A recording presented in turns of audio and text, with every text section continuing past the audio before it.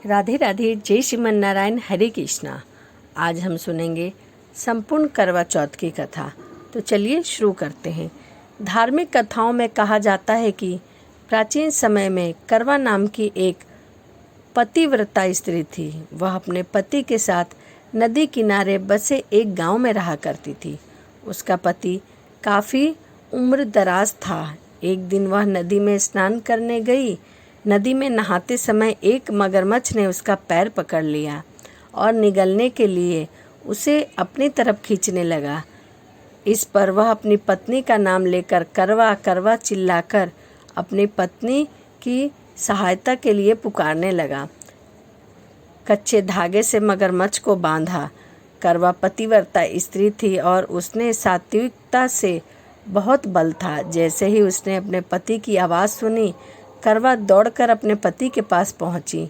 उसने अपने पति का पैर मगरमच्छ के मुंह में देखकर अपनी सूती साड़ी में से एक धागा निकाला और अपने तप से प्राप्त किए हुए शक्ति से उस मगरमच्छ को कच्चे धागे में ही बांध दिया। मगरमच्छ को उस सूत के धागे में बांधने के बाद करवा यमराज के पास पहुंची। यमराज उस समय भगवान चित्रगुप्त को खाते देख रहे थे। करवा अपने हाथ में लाई हुई 7 सिक्कों को झाड़ने लगी।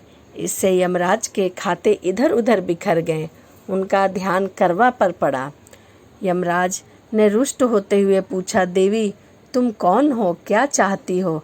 इस पर करवा ने कहा कि यमराज, एक मगरमच्छ ने मेरे पति का पैर पकड़ लिया है। आप अपनी शक्ति से उस मगर को मृत्यु दंड देकर अपने लोक नरक में ले जाओ। इस पर यमराज ने कहा कि मगरमच्छ की आयु अभी शेष है, समय से पहले मैं उसे मृत्यु नहीं दे सकता हूँ।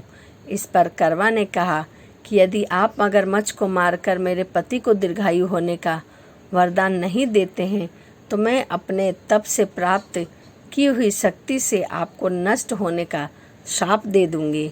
वही करवा की बात सुनकर भगवान यमराज और चित्रगुप्त सोच में पड़ जाते हैं। वह करवा ने सात्विकता के कारण न तो उसे श्राप दे सकते थे और न ही उसके वचन को अनदेखा कर सकते थे, और तभी उन्होंने मगरमच्छ को असमय ही यमलोक भेज दिया और करवा के पति को लंबी आयु वरदान दे दिया। साथ ही चित्रगुप्त ने करवा को आशीर्वाद दिया कि तुम्हारा जीवन सुख और समृद्धि से भरपूर होगा।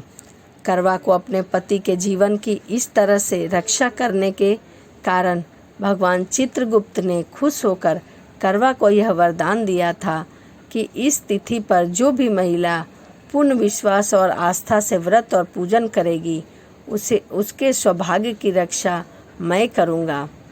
उस दिन कार्तिक मास के कृष्ण पक्ष की चतुर्थी तिथि होने के कारण करवा और चौथ के मिलने से इस व्रत का नाम करवा चौथ पड़ा था। इस तरह माँ करवा पहली महिला है जिन्होंने सुहाग की रक्षा के लिए इस व्रत को न केवल पहली बार किया बल्कि इसकी शुरुआत भी की थी।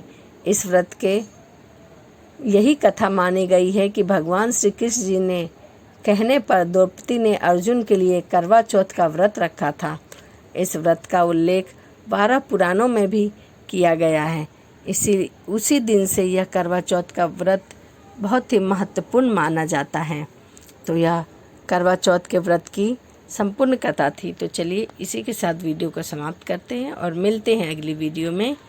राधे राधे, जय श्रीमन नारायण, हरे कृष्णा।